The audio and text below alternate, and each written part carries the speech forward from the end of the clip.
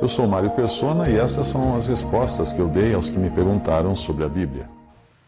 Um ponto importante, antes de começar a comentar esse trecho aqui de 1 Coríntios, capítulo 9, é que, como a gente sempre fala contra os absurdos que são cometidos na cristandade em relação a dinheiro, né, uma pedição de dinheiro assim escancarada, né, pastores bilionários viajando de jatos particulares, helicópteros e morando em mansões, e grandes templos com muito luxo, muita política também envolvida. Então, muitas vezes as pessoas têm uma ideia errada e pensam assim, então não pode, né? Quem trabalha no Evangelho não pode receber pelo seu trabalho no Evangelho, né? Não é bem assim. Por isso que é bom a gente esclarecer algumas coisas aqui nesse sentido. É a mesma coisa quando a gente fala assim, eu não pertenço a nenhuma denominação. Então você não congrega? Não, eu não pertenço a uma denominação. Mas então, se você não pertence, você não congrega. A pessoa não consegue entender algo fora do sistema religioso convencional.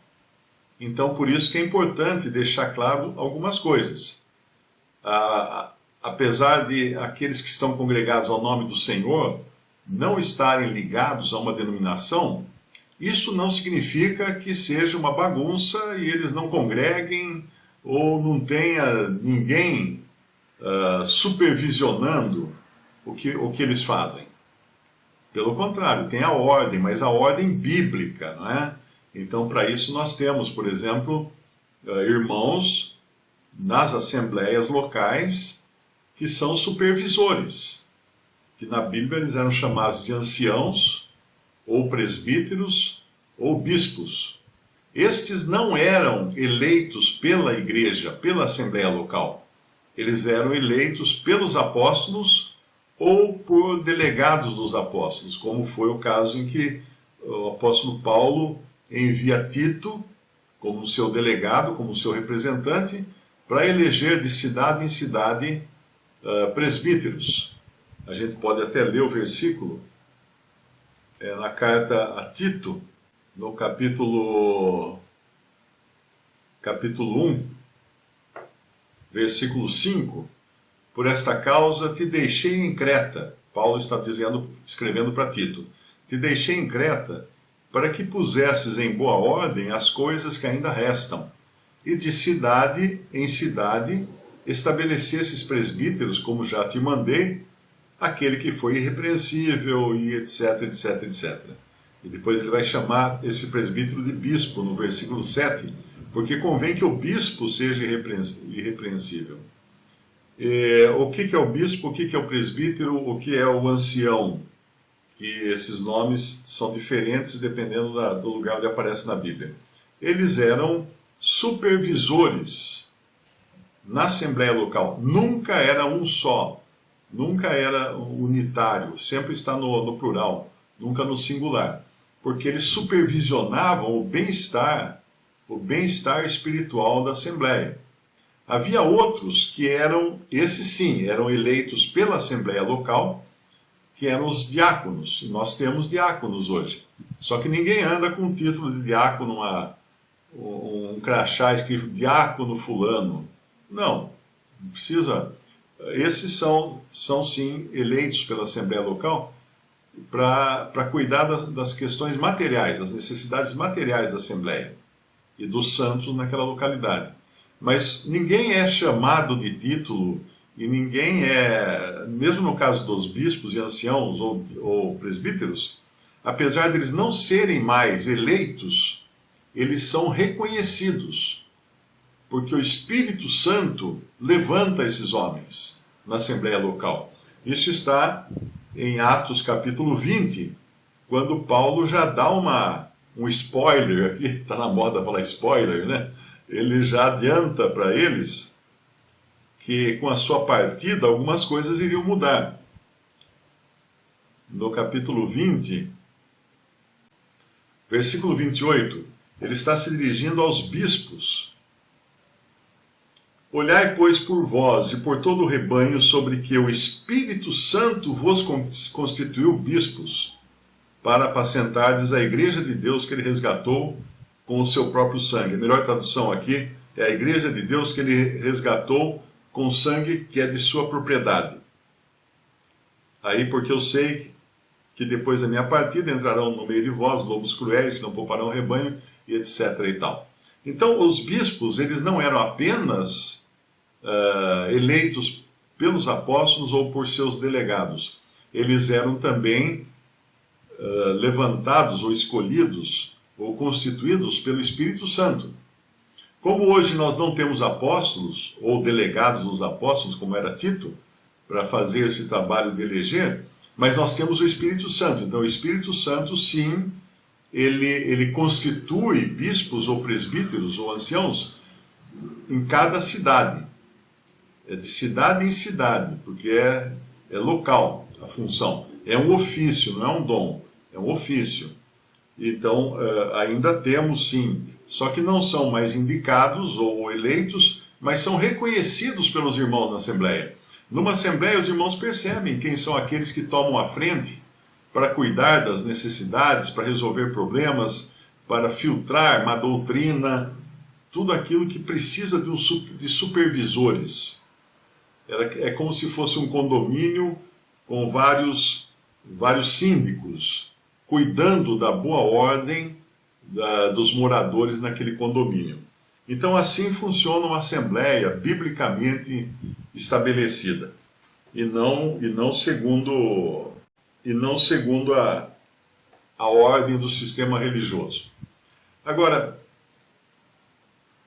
essa é uma coisa então. Então, o fato de não estarmos numa denominação ou num sistema denominacional não significa que não exista ordem, não significa que não existam pessoas responsáveis zelando pelo bem-estar do rebanho, ok? Só que tudo isso é feito nos moldes bíblicos e não nos moldes instituídos depois pelo catolicismo romano e copiados pelo protestantismo.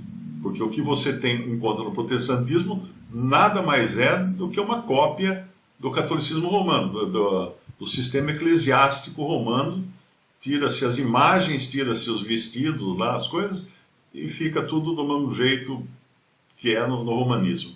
Então é voltar aos princípios bíblicos, ok? Então quando a gente falar sobre a questão de dinheiro também, é importante entender o que as escrituras ensinam a respeito disso. Dinheiro ou bens ou manutenção, que é o nosso assunto do capítulo 9 de 1 Coríntios. Muito bem. Uma pessoa hoje me escreveu falando assim, mas se você diz que a gente deve seguir a doutrina dos apóstolos, que é ensinada nas epístolas, por que se usa passagens do livro de Atos, que não é a doutrina dos apóstolos das epístolas, para se determinar, por exemplo, o dia da ceia do Senhor? Quando Paulo fala, quando os irmãos escrevem lá em Atos, por que então se usou isso como uma indicação de que dia nós devemos partir o pão? No primeiro dia da semana, estando nós reunidos para partir o pão, etc, etc. Então eu expliquei para ele o seguinte: você tem a doutrina, que é o ensino dos apóstolos, nas epístolas. Atos dos apóstolos são os atos dos apóstolos.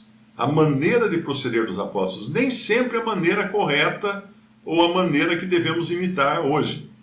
Porque muita coisa ali estava, inclusive, mudando, né? No começo, eles começaram a reunir num sistema de ter tudo em comum. Mas logo, a partir do capítulo 6, a gente vê que já não estava mais acontecendo isso, porque já havia distribuição irregular das necessidades das viúvas.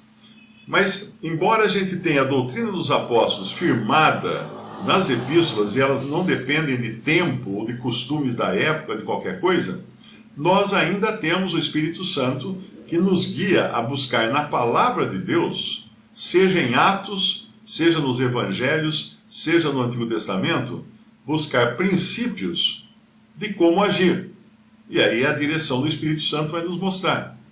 Então, tem coisas que estão lá em Atos, não são normas para nós seguirmos, mas são princípios que nós reconhecemos como sendo ensinados pelo Espírito Santo àqueles santos daquela época e que também serve para nós hoje. Então, é importante saber distinguir todas essas coisas, porque as pessoas estão tão acostumadas a entrar no sistema religioso e receber já todo um cardápio pronto, né, de como devem agir, o que pode fazer, o que não pode fazer e tal, que ninguém vai na Bíblia perguntar, peraí, mas onde é que está isso daí, né? Eu me lembro quando eu comecei a congregar com os irmãos batistas, né, logo após minha conversão, e eu queria ser batizado, e eles perguntaram, mas vocês são casados no civil? Eu falei, nós somos casados no civil, mas onde na Bíblia diz que para ser batizado precisa ser casado no civil? Não diz, mas esse é o costume da Igreja Batista. E vocês concordam em dar o dízimo? Eu concordo, mas onde na Bíblia está escrito que nós devemos dar o dízimo? Não tem nas epístolas, tem no Evangelho e tal, mas... Então, eu comecei já a ter uma pulga atrás da orelha quando vinham com essa coisa. Mas na Igreja Batista é assim. Então, tinha que fazer assim porque era assim dentro daquela denominação. E sem apresentar a base bíblica, fundamento bíblico para isso. Então, é importante nós buscarmos na palavra de Deus. Agora, aquilo que eu falei no princípio, que o fato de a gente falar, né, dos erros das denominações, dos sistemas, e até desses pastores gananciosos, milionários, que ficam pedindo dinheiro à torto e direito, não significa que não exista um ensino nas Escrituras que fale da manutenção daqueles que trabalham na obra do Senhor. E existe esse ensino. Só que nós devemos colocar tudo nos devidos lugares. Primeiro, uma pessoa que trabalha na obra do Senhor é porque ela foi enviada pelo Senhor, o Senhor da seara. Não é assim? O Senhor falou, a seara é grande, mas os trabalhadores são poucos. Rogai ao Senhor da seara para que envie trabalhadores para a sua seara. Então a seara é dele.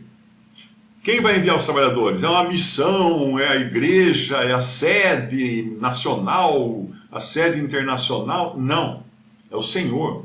O Senhor que coloca no coração de alguém, de um cristão, de trabalhar na obra do Senhor, de pregar o Evangelho, de ensinar, de usar o seu dom, seja ele qual for, o dom de pastor, de evangelista, ou de mestre, ou doutor, para ensinar e para pastorear os santos.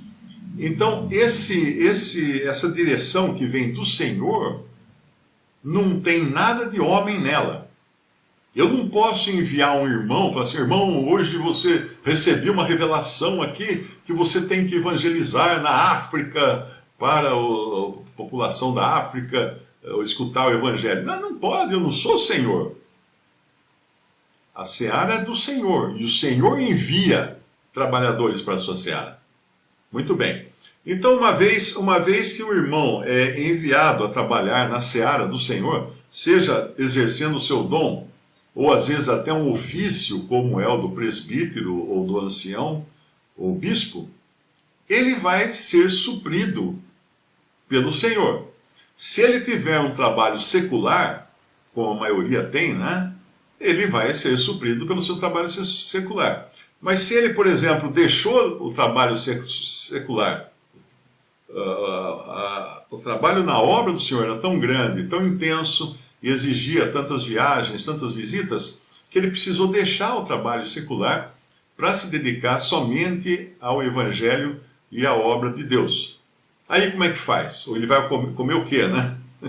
Como é que ele vai sobreviver? É claro que, sim, os irmãos têm essa responsabilidade de compartilhar com ele, no aspecto material, no aspecto tangível, aquilo que ele compartilha com os irmãos no aspecto espiritual. Gálatas capítulo 6.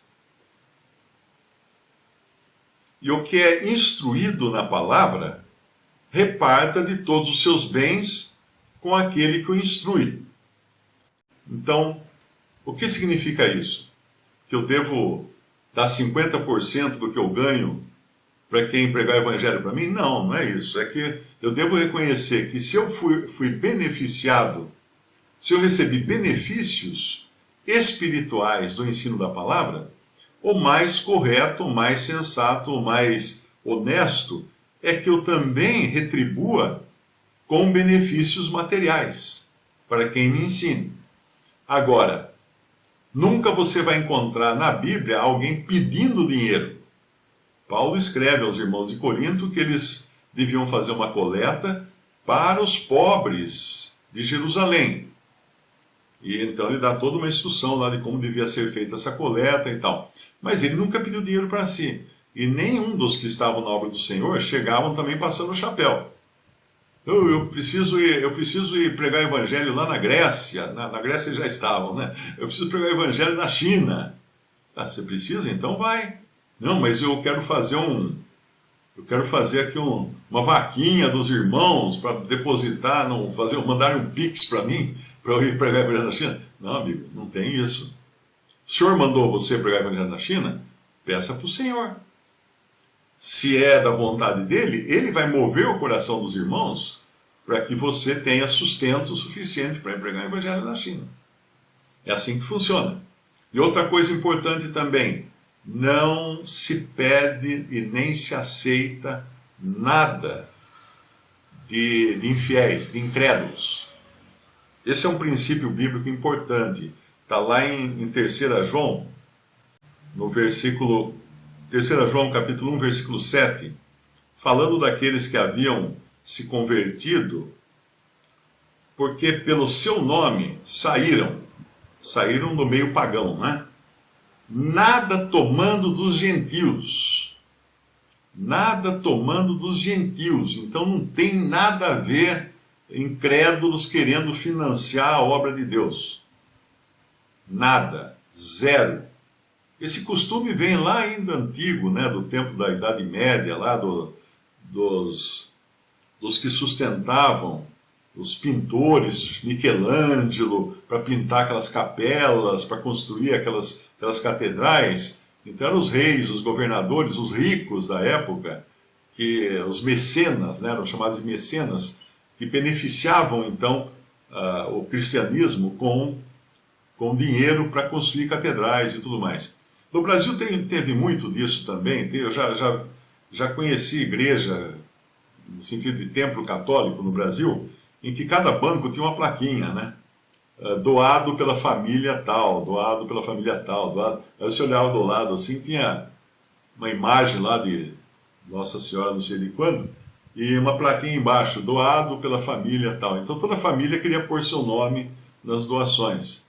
E quando você vai na Itália, você visita aquelas catedrais antigas, né? Antigas que eu falo eram do ano 900, do ano 800, e você vê assim o piso todo feito com placas de mármore já bem gastas, e cada placa tem um nome de alguém que está enterrado embaixo da placa.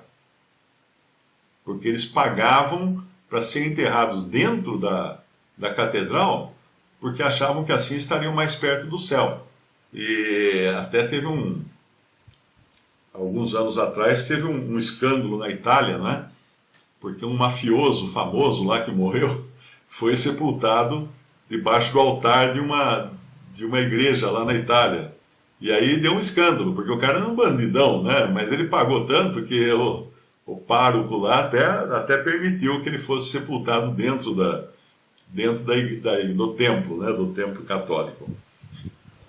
Então, lembrando isso, nada dos gentios, nada tomando dos gentios. Aí alguém vem e fala assim, não, mas lá em Êxodo, te peguei. Vamos lá para Êxodo. Êxodo capítulo 12. Aqui é a saída do povo hebreu do Egito. Isso aqui é muito usado por pregadores denominacionais para justificar pedir dinheiro de incrédulo. Versículo 33. E os egípcios apertavam ao povo, apressando-se para lançá-los da terra. expulsando eles. Porque diziam, todos seremos mortos, porque eles viram seus filhos primogênitos serem mortos, eles queriam mais se livrar daquele povo hebreu, porque eles acharam que agora ia começar a morrer mais egípcio, né? Por causa da presença dos hebreus ali. Os hebreus ali era uma praga, era a peste, era uma pandemia de hebreus dentro do Egito. Então tinha que expulsar os hebreus do Egito.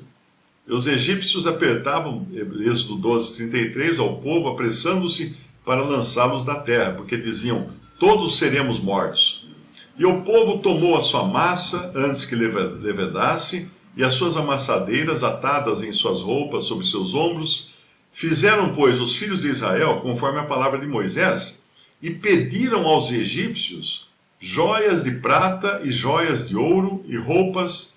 E o Senhor deu ao povo graça aos olhos dos egípcios, e estes lhe davam o que pediam, e despojaram aos egípcios.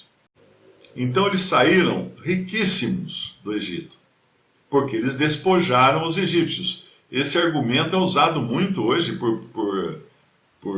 pela cristandade, né? Não, nós temos que despojar os egípcios, ou seja, nós temos que pedir dinheiro para o político, para o traficante, não importa para quem, desde que dê dinheiro, para que a gente despojar os egípcios. Mas o que eles não percebem é o seguinte: esses hebreus estavam trabalhando de graça há 400 anos.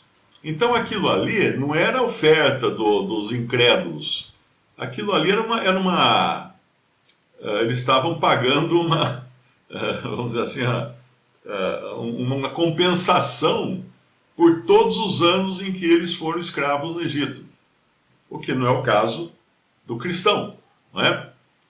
Então é bom dar essa abertura, né, mostrar isso, porque senão a pessoa começa a entender errado o que nós vamos ler aqui em 1 Coríntios capítulo 9, porque agora Paulo vai usar de exemplos da natureza e exemplos da lei para mostrar como é imperativo que os irmãos ajudem aqueles que estão empenhados na obra do Senhor e deixaram seu trabalho, deixaram sua profissão, deixaram às vezes sua casa, sua terra, seu lugar, para se dedicarem exclusivamente ao trabalho no Evangelho.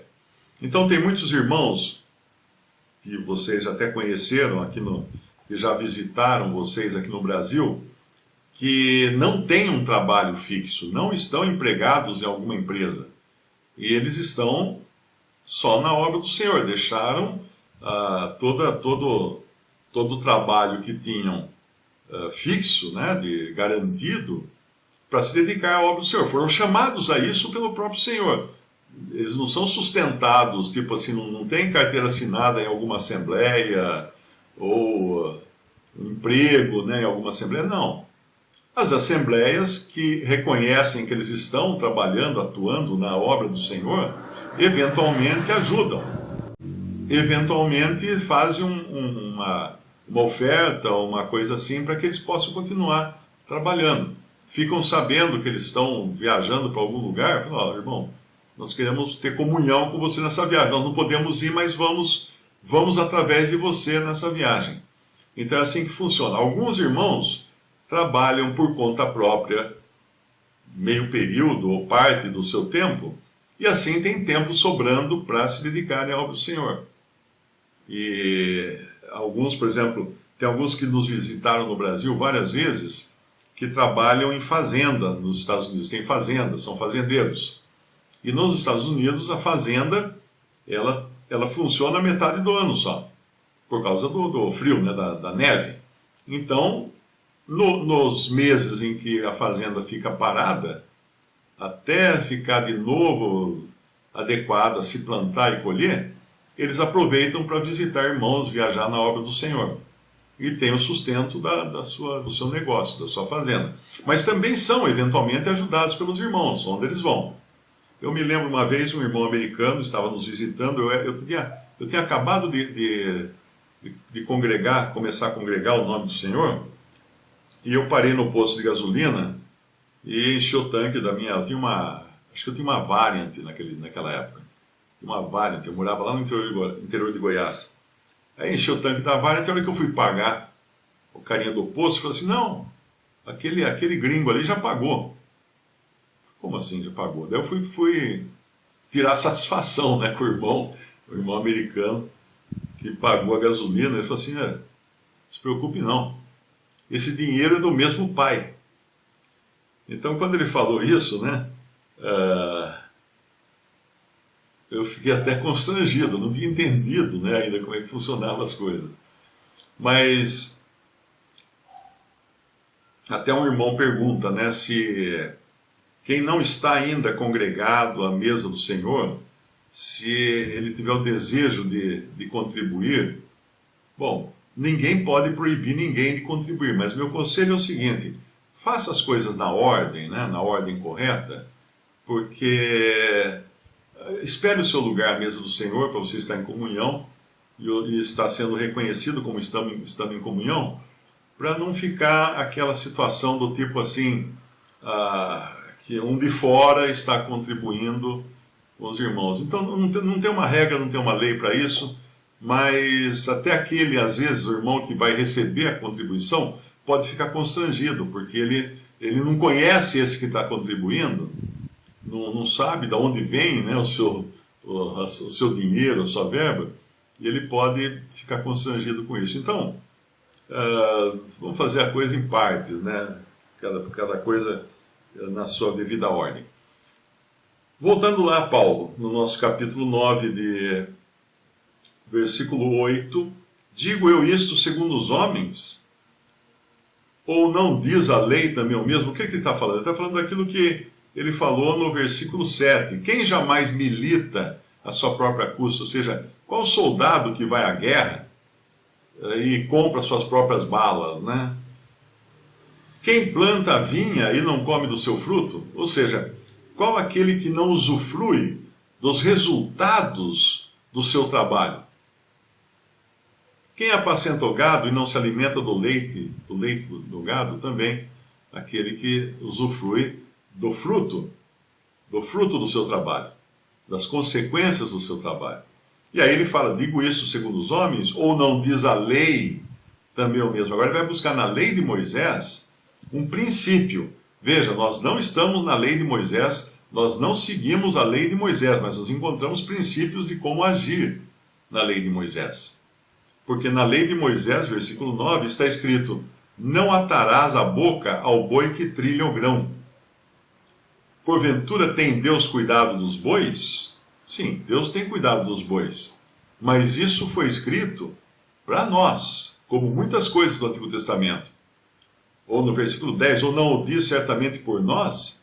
Certamente que por nós está escrito, porque o que lavra deve lavrar com esperança, e o que debulha deve debulhar com esperança de ser participante. Por que isso é escrito aqui do boi? Porque o boi, quando eles iam debulhar o trigo, geralmente acontecia assim, né? Colocava-se o boi, uma canga, um pau em cima daquela canga, um eixo, né?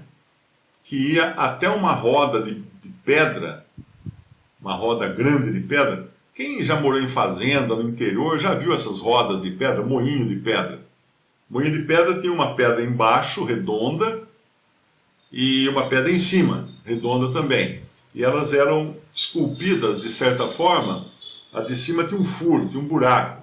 Então eles iam despejando o trigo com casca naquele buraco, e ele caía nessa roda, e conforme a roda ia virando, o encosto dela, de uma roda com a outra, era cônico. Era cônico. Então o trigo caía em cima e ia escorregando para os lados. E enquanto ele ia escorregando para os lados, ele ia sendo debulhado, né? Ia tirando a casca dele com o movimento da roda de pedra em cima. Tem umas que são manuais também. Muita gente já usou essas rodas manuais, de pedra, né? Esse moinho manual, ou para debulhar o trigo, ou fazer farinha. Também a farinha era feita assim. Você despejava o trigo em cima, ia virando assim aquela roda, e embaixo ia saindo a farinha. Então, quando era grande quantidade, tinha um boi que ia virar essa roda. Ele ficava o dia inteiro dando volta, né? Não ia para lugar nenhum, o boi. Ele ficava dando volta, num lugar preso a um eixo que fazia virar uma roda central, que ia rodando, e com isso o trigo ia debulhando dentro daquelas duas pedras, daquele moinho. Mas alguns povos, o que eles faziam? Eles punham uma mordaça no boi. Porque o trigo debulhado ia se espalhando pelo chão. Né? Ia caindo e se espalhando pelo chão. Então o boi queria comer aquele trigo ali que caía no chão. Ele queria de vez em quando passar a língua assim e levar uma colherada de trigo para a boca. E Deus, preocupado com o boi e também preocupado com os homens, não permitia que se atasse a boca do boi que debulha. Mas isso também para mostrar que aqueles que trabalham na obra do Senhor têm direito a obter do fruto do seu trabalho. Têm direito a comer do fruto do seu trabalho. E aqui então ele vai falar no versículo 10, ou não o diz certamente por nós, certamente que por nós está escrito, porque o que lavra deve lavrar com esperança, e o que debulha deve debulhar com esperança de ser participante, ou seja, ele quer também obter frutos do seu trabalho. Não tem nada de errado nisso, em obter frutos do seu trabalho. Tem até alguns que...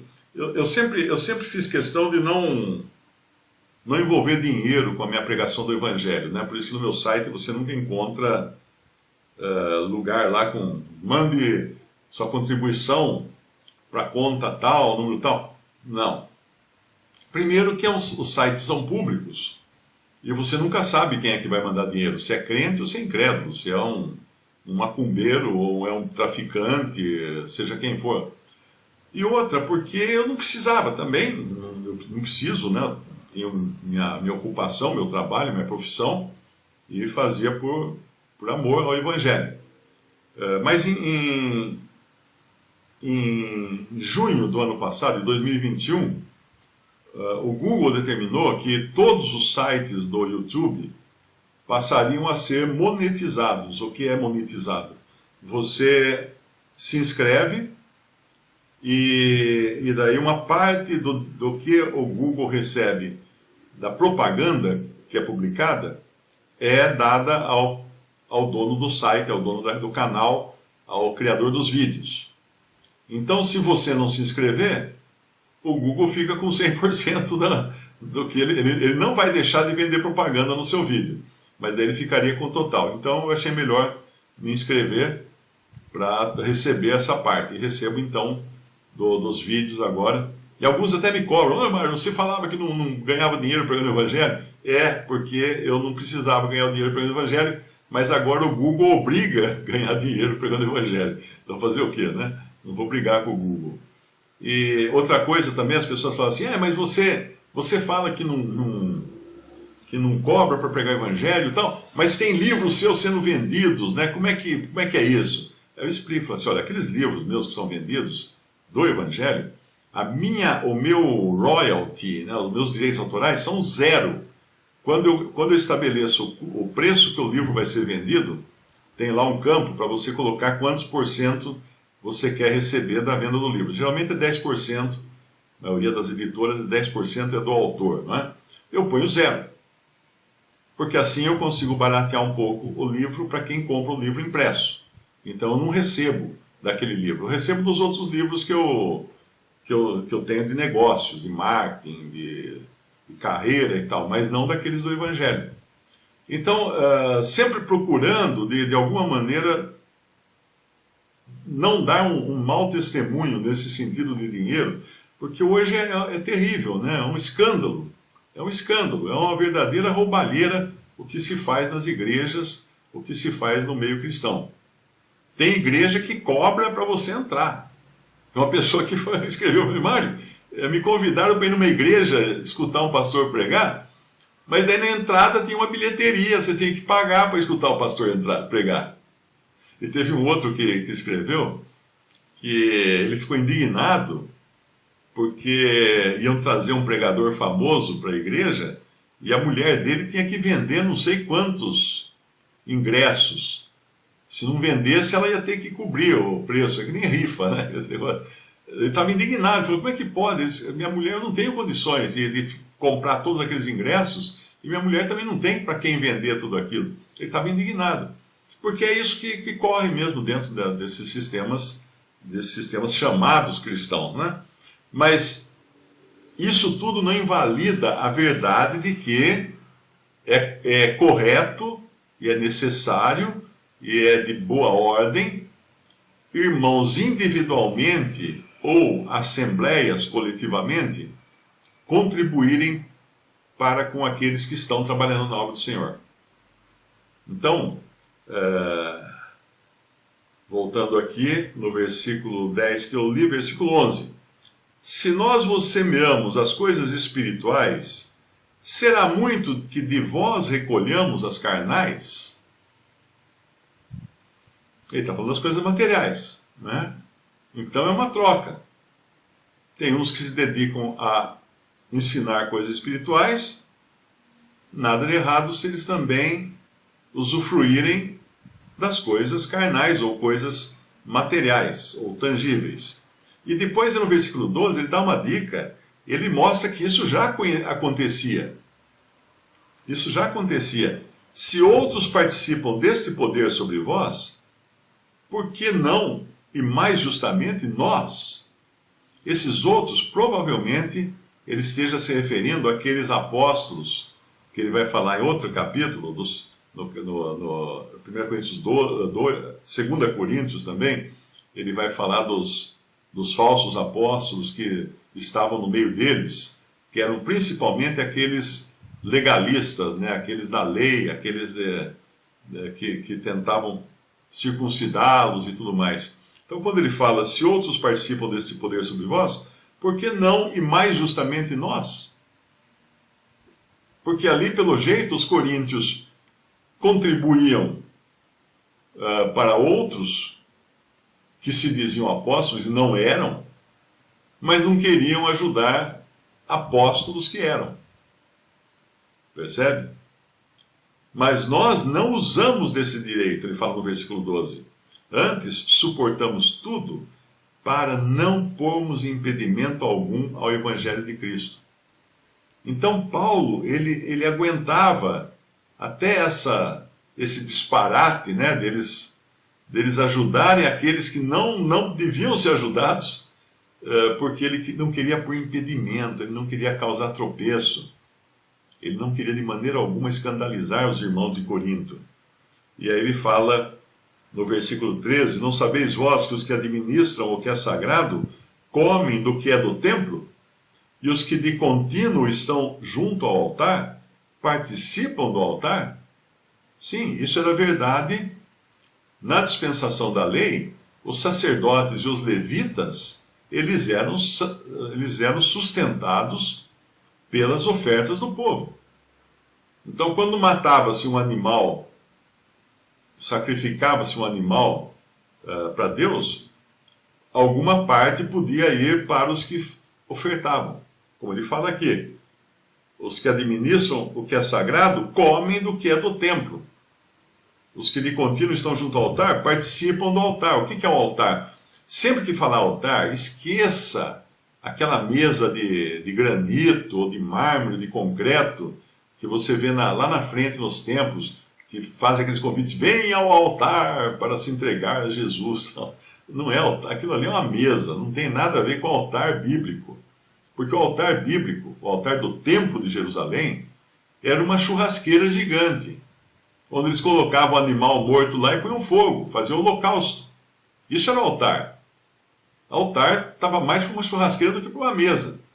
Você tinha dentro do templo a mesa dos pães. Aí era uma mesa, onde punham os pães. Mas o altar, nunca que um altar foi aquela mesa que põe uma vela de cada lado, um vaso de flores, uma Bíblia aberta. Não, isso não é altar. Então chamam isso de altar, mas não tem nada a ver com o altar bíblico. Ok? Então quando fala aqui que os que de contínuo estão junto ao altar, quer dizer, aqueles que estavam ali lidando com os animais que eram sacrificados e degolados e cortados e jogados lá na brasa para pegar fogo. eles participavam também. Eles participavam também. Tanto é que lá no Antigo Testamento você encontra em 1 Samuel os filhos de Levi, que eram maus, né? E eles roubavam, daí não é nem era participação. Eles roubavam o que as pessoas sacrificavam, a carne que era trazida, eles roubavam as melhores partes e tal. Então era isso que acontecia lá no Antigo Testamento. Então não tinha nada de errado nisso. Não sabeis vós que os que administram o que é sagrado comem do que é do templo? E os que de contínuo estão junto ao altar participam do altar? Assim ordenou também o Senhor aos que anunciam o Evangelho, que vivam do Evangelho. Então, voltando aqui ao Claudio Má, que perguntou, no caso do irmão que ainda não está reunido à mesa do Senhor, se ele quiser contribuir, olha, Claudio Má, é claro que sempre uma pessoa que tem um coração para ajudar, ela deve ajudar o que ela puder, não é? O que eu estava falando é no sentido da Assembleia. Por exemplo, na Assembleia, a coleta é passada para os que estão em comunhão. Mas se você chegar para um irmão que vai viajar e falar assim, irmão, quero pagar seu café, quero pagar seu lanche, isso vai depender desse irmão aí, se tiver tudo bem para ele, se ele conhecer você ou qualquer coisa assim, ou às vezes você enviar para compra de materiais, de literatura, para ajudar uma obra de literatura, por exemplo, porque eles não vão conferir de onde vem aquilo, né? Ou você mesmo comprando o material. Então isso é individual, isso é caso a caso, e é bom que tenha esse coração, né? Porque é assim que funcionam as coisas do Senhor. Mais bem-aventurada coisa é dar do que receber. O Senhor disse isso, e isso o Senhor disse não está nos evangelhos. Isso está no livro de Atos e foi citado por Paulo. Paulo então deve ter aprendido isso do próprio Senhor e não dos outros apóstolos. O último versículo foi o 14. Assim ordenou também o Senhor aos que anunciam o Evangelho, que vivam do Evangelho. Ah, então eu vou poder comprar um jato. Não é bem isso. Não foi nesse sentido, né? Então, como eu falei no princípio, muito cuidado para não usar essas passagens como autorização para os descalabros que são praticados na cristandade hoje. Para começar, na Bíblia não temos uma igreja ou assembleia com um homem à frente. Não temos isso. Nós temos dons que ministram, e temos também bispos ou anciãos ou presbíteros, que são os que cuidam do bem-estar da assembleia como um todo, mas são sempre mais de um. Então não tem um líder local. Isso que eu quero dizer. Ah, você que é o pastor daquela igreja lá? Não sou pastor de coisa nenhuma, sou ovelha. Não tem um homem à frente da reunião da igreja, porque se tiver um homem à frente, isso vai tolher a liberdade do Espírito Santo de usar quem ele quer. Porque um vai ter uma coisa, outro vai ter outra coisa, outro vai ter outra coisa. Falem 2 ou 3 e os outros julguem. É isso que ensina a palavra de Deus em uma reunião da igreja. Não tem essa história de ficar um homem na frente e falar, agora vamos orar, agora vamos cantar, agora vamos fazer isso, vamos fazer aquilo, agora eu vou pedir dinheiro para vocês vão trazer dinheiro aqui. Não tem isso. Então, muito importante entender essa diferença. O irmão pergunta, está numa região onde não tem nenhuma assembleia. Sim, ele pergunta se pode pedir o seu lugar, a comunhão, a mesa do Senhor, na assembleia mais próxima. Sim, é essa maneira que acontece. Isso aí aconteceu, acho que em Salvador também, acontece em todos os lugares. De repente vem um irmão e quer congregar. Como é que ele faz? Não tem ninguém naquela região, não tem ninguém naquela cidade. Ele pede o seu lugar, a comunhão, a mesa do Senhor, visita uma assembleia, ou é visitado por irmãos de uma assembleia, e depois de se conhecerem e tudo mais, ele é recebido a comunhão à mesa do Senhor. Aí vem mais um naquela cidade, também então agora vai ser recebido mais um, e mais um, e mais um, mais um, e forma-se uma assembleia naquela localidade. Visite respondi.com.br. Adquira os livros ou baixe e-books. Visite 3minutos.net. Baixe o aplicativo.